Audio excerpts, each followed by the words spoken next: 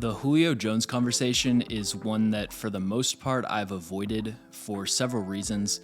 First of all, for a topic that's been so hotly debated, I don't actually think there's a ton of disagreement among Titans fans, so it kind of seems like a pointless argument.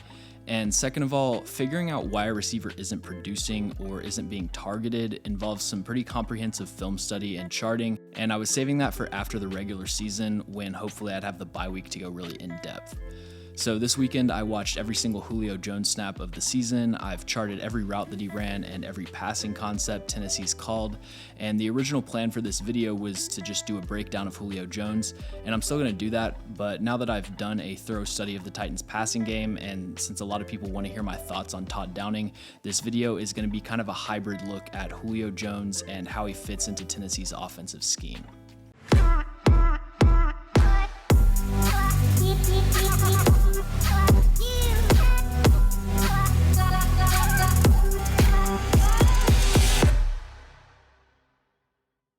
Quick reminder to check out my Patreon if you want access to my Titans film library. I have the all 22 from this year fully charted and organized, so you can pull up every A.J. Brown target against man coverage, or every time the Titans ran outside zone with a lead blocker, anything like that. And I also do a 30-minute film breakdown every other week that is Patreon exclusive. I'm actually gonna lead off with my conclusions. So first of all, trading for Julio Jones was the right move. When you're evaluating a general manager's decisions, it's important to consider the process, not just the results. That's why there are some draft picks and free agent signings that have been objective failures, but I don't actually think Jon Robinson deserves any blame. Signing Jadeveon Clowney to a one-year deal was perfectly justifiable because edge defender was the Titans' biggest need, and Clowney was the best player available. The fact that he got injured and didn't make a huge impact doesn't mean the process was wrong.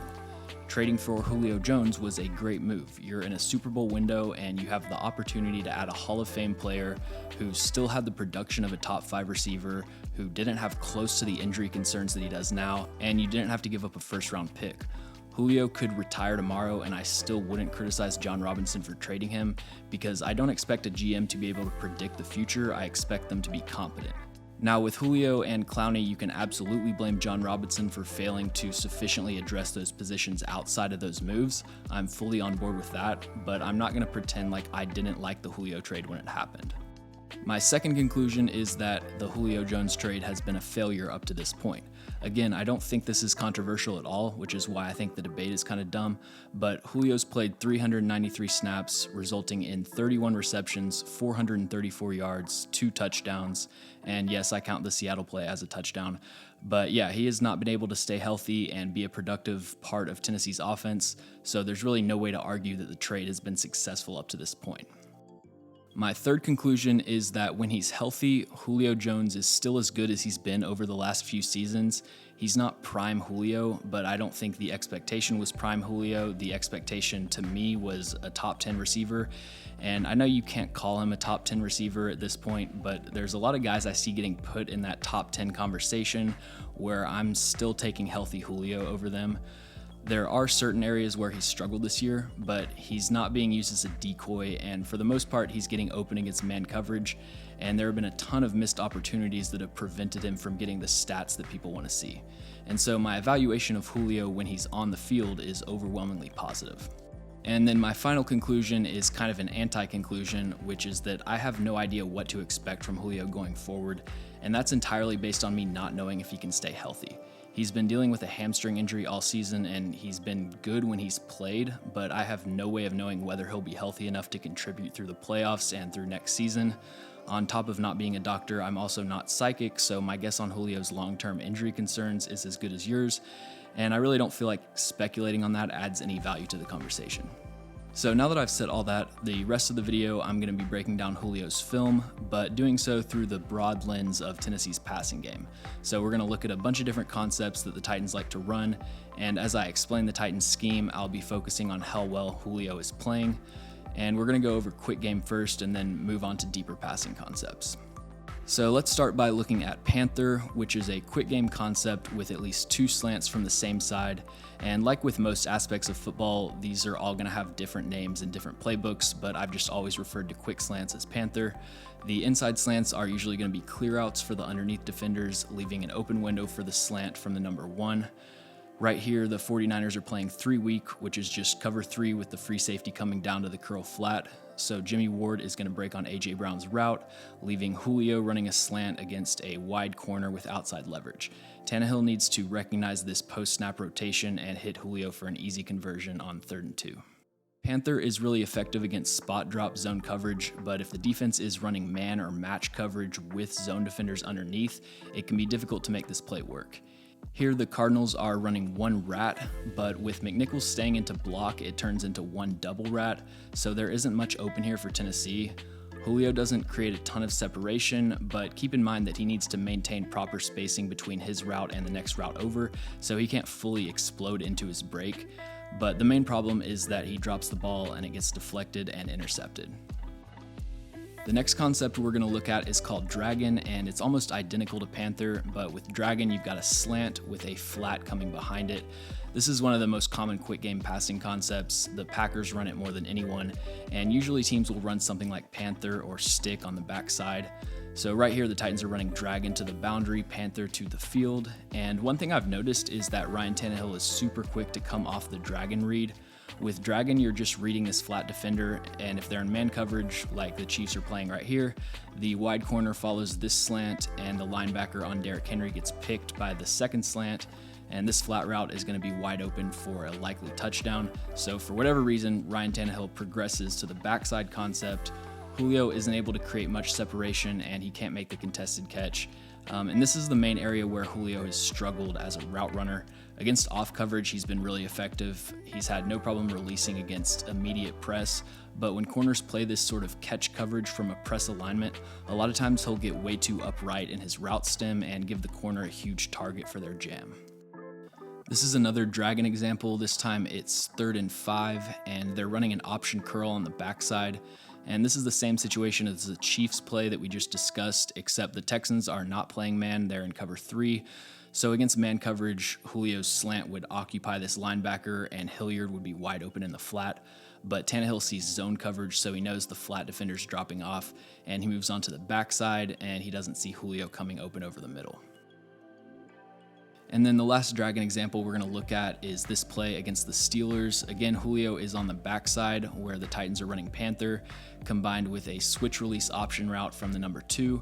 And I really like the design of this play. The Steelers are playing man coverage off the edge, so Dragon is going to be covered up. And on the backside, we've got standard double slants, but Julio has an option route depending on how the defense plays this switch release.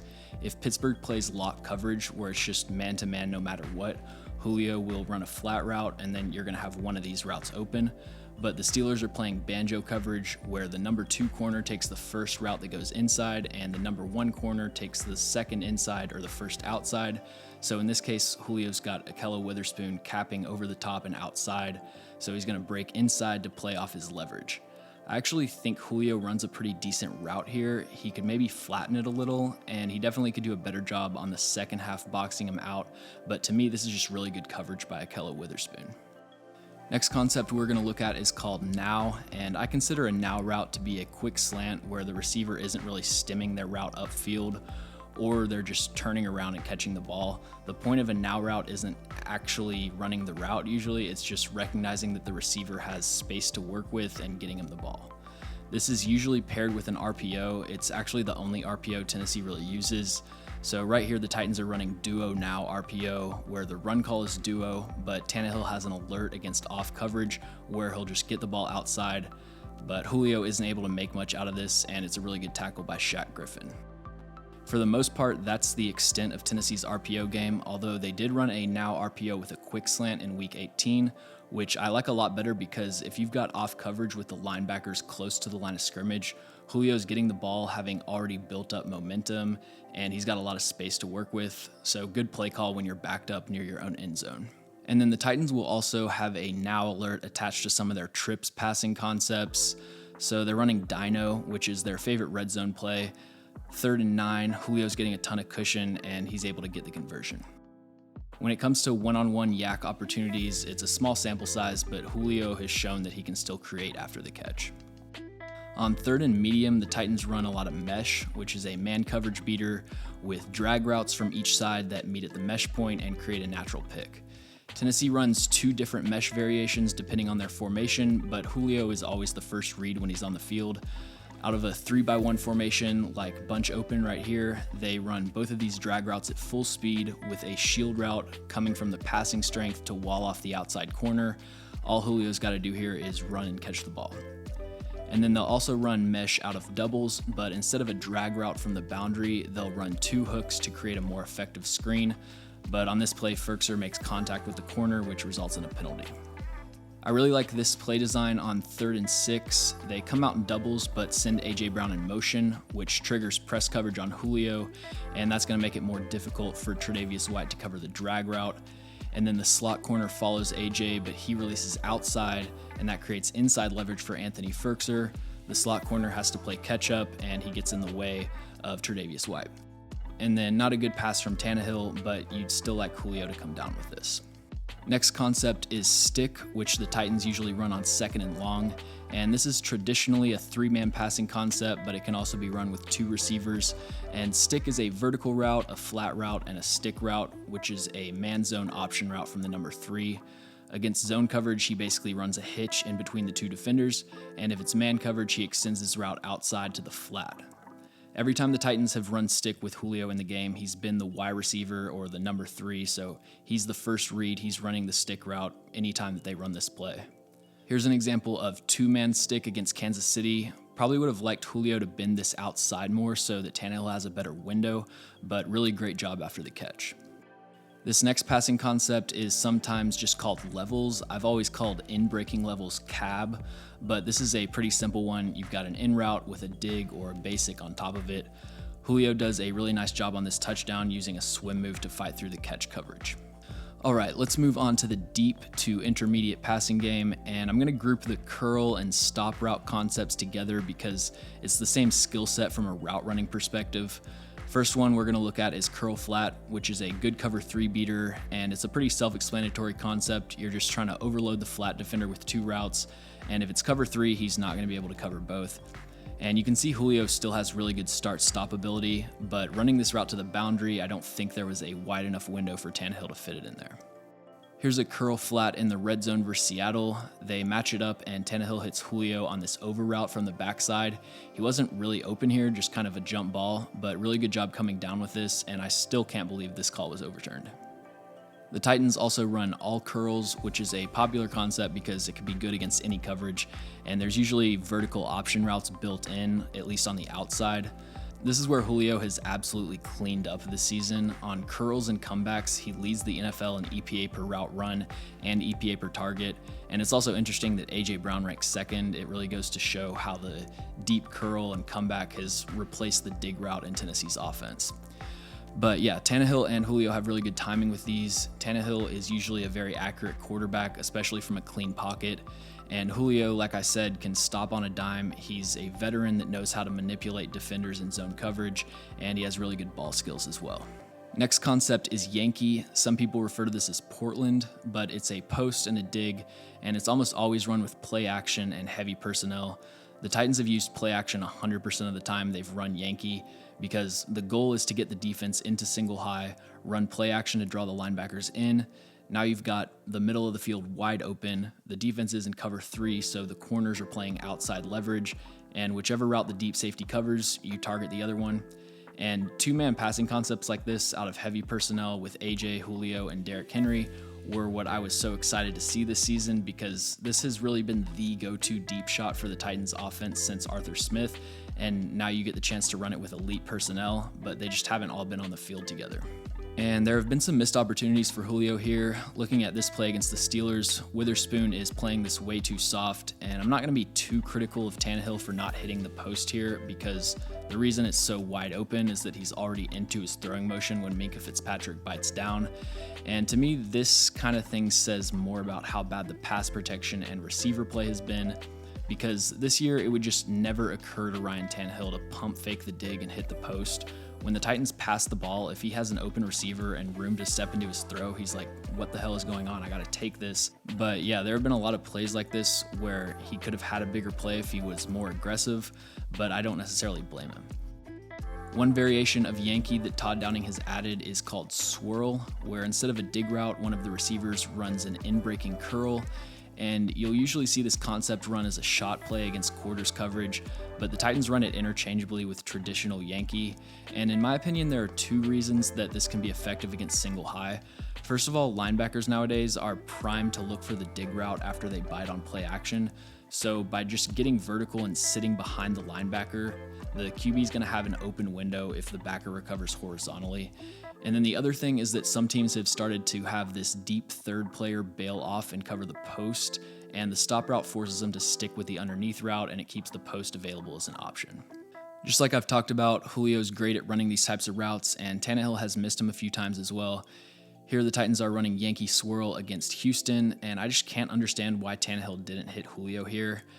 I mean, maybe he was expecting him to break inside more. Usually this route should cross the face of the deep safety, but if you can see the back of the linebacker's jersey, the receiver that he's trying to guard is open. The next concept is flood, which I define as 3 routes to the sideline at different levels, and it's usually paired with play action boot. And Todd Downing's play design on flood has been extremely underwhelming this season. It's probably my biggest criticism of him outside of the screen game, but this is Tennessee's most used passing concept. This play against Seattle, I hate the play design here. I'm not a fan of sliding the tight end from the backside on flood, and Bobby Wagner does a really good job in coverage, but Julio turns a bad play into a first down by just being fast and making a nice catch. Here's another flood example against the Chiefs. Nice play by Julio, even though he definitely gets away with a push-off. And then right here, the Titans are running sail, which I consider to be in the flood family, and Julio makes one of the most amazing catches that I've ever seen. Next up, we got smash, which is a cover 2 beater that the Titans use a lot against Houston and Indianapolis because they run a lot of cover 2. You've got a corner route and a hitch, and you're just creating a 2-on-1 for the flat defender. The main thing here is that you have to vertically stress the defense quick into the play. You can't let this flat defender play both routes or let the deep safety get over to the corner. So great route by Julio and great adjustment to the ball. And then I mentioned Dino a bit earlier, but this is Tennessee's go-to concept when they get past the opponent's 50, and it's just double posts. Great catch in traffic by Julio here, especially considering Tannehill had to get rid of the ball early because of the pass rush. I really don't think there's any reason to be worried about Julio Jones when he's on the field. He had some drops in the first few games, and there's some places you can nitpick with his route running, but he's still a really good receiver. Like I said, there's no way to know if he can get healthy and stay healthy, and that's obviously going to determine how productive he is with the Titans. As for Todd Downing, I thought the screen game was really innovative early in the year as a way of getting Derrick Henry involved in the passing game, but the creativity in that area has stagnated since his injury. I actually have an entire article on Broadway Sports talking about the screen game, and I'll link that in the description. The Titans tried to run some variation of switch wheel at least 1 or 2 times per game, and it almost never worked, and I don't think I've ever seen a team consistently try to run a good passing concept with a lower success rate. I also would have liked Todd Downing to attack the middle of the field more often with play action bang and similar concepts that Arthur Smith had a lot of success with. The Titans ran the second fewest dig routes and the second fewest post routes in the NFL this season. Obviously, those numbers are a little misleading because the Titans didn't pass very often, but that kind of thing was a staple of their offense last year. I will say that, in my opinion, the biggest reason for the change in Tennessee's passing game was not having good tight ends. It's great to say that you want to run a lot of 12 and 13 personnel and have this Shanahan West Coast offense, but if that means putting more tight ends on the field and your tight ends aren't very good, that's probably not the best use of personnel.